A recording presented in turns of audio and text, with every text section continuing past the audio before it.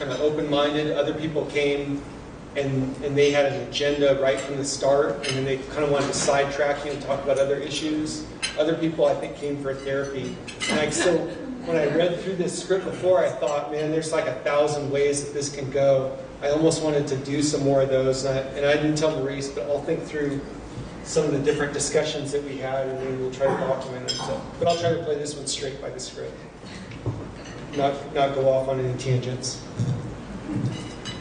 Sean, I've been working on a project called Convention of States. Have you heard of it?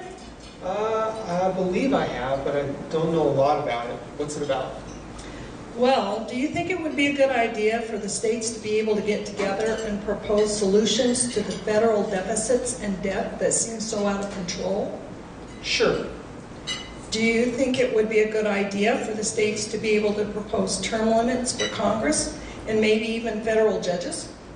It could be, sure.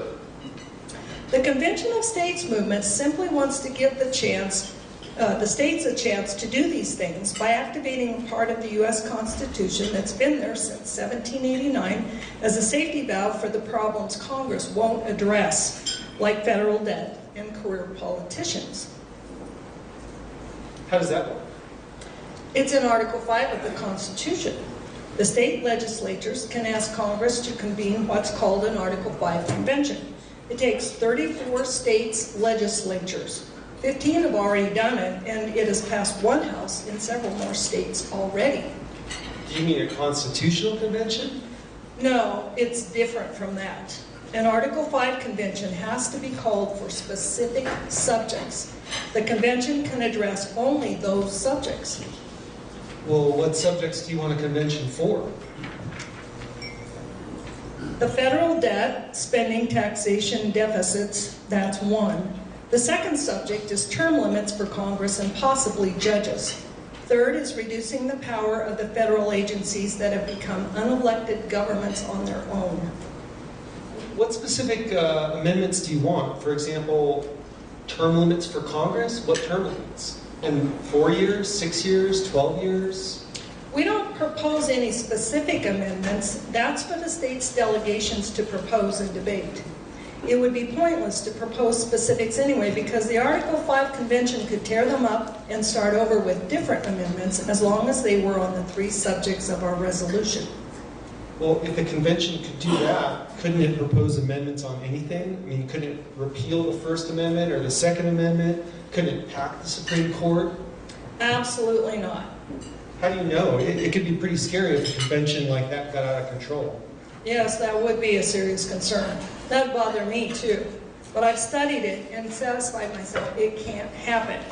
There are lots of ways to know. For example, we know that when the founders put the option of a convention of states in Article 5, they were referring specifically to a type of convention that the states and the colonies before them had used to resolve specific issues like water rights, interstate customs duties, taxation, and stuff like that. There had been over 40 of those before 1789, and none had gone outside the purposes for which they were called. Even if an Article 5 convention tried to propose an amendment outside its subjects, the amendment would attract endless court challenges as illegitimate, and states would be reluctant even to consider whether to ratify it because that might not be effective. There's virtually no chance an Article 5 convention would try to exceed its authority. But can you be 100% sure? I'm 100% sure Congress will grow the federal debt by another $1 trillion next year, and 100% sure we have no way of stopping it other than an Article 5 convention. Look, we have serious problems that Congress won't fix. An Article 5 convention has a really good shot at fixing some of them. Okay, so let's say we had an Article 5 convention. Can't the big states just dominate it like they do national elections and either propose some wacky amendments or at least stop the good ones? No, they can't. California? No, they can't. It's well established that at conventions of states, each state delegation gets 1 vote, regardless of population. You say delegation. Who picks the delegation? Congress? The president? The governor? No, that's up to each state's legislature.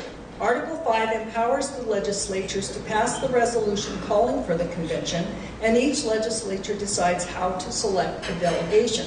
The delegation is that legislature's agent and must follow instructions from that legislature. What kind of instructions? It could be instructions to propose a particular amendment, or to vote a particular way, or to abstain from voting. That's up to that legislature. Colorado's legislature is controlled by Democrats. If I'm a political conservative, why would I want a liberal legislature to call for the Convention of States? Because no one legislature would control the convention, but there won't be a convention unless 34 states' legislatures call for it. We think all legislatures, regardless of political leaning, should call for this convention. It's the citizens' right to have this convention, not the legislator's right to stand in its way. Then each state would have one vote at the convention, and all would have their say. Well, what if a wacky amendment came out of the convention that's not outside the subject area? That would be a disaster. No, it wouldn't. Any proposed amendment would have to be circulated to the states for ratification. It takes 38 states to ratify. 38 states aren't going to ratify a wacky amendment. Look, right now Congress could propose a wacky amendment, yet it doesn't. Why not? Because it knows that's a waste of time, since it would never get ratified. Well, this sounds pretty good to me and pretty well thought out, but I'd like to know in advance the rules of any convention. That's easy. There have been at least 50 convention of states for various subjects over the last 250 years. Read Professor Robert Nagelson's books and articles. They explain the rules those conventions have used. They are a guide to the rules our convention of states would adopt. I like the Constitution just the way it is. It shouldn't be changed. I hear you. I love our Constitution.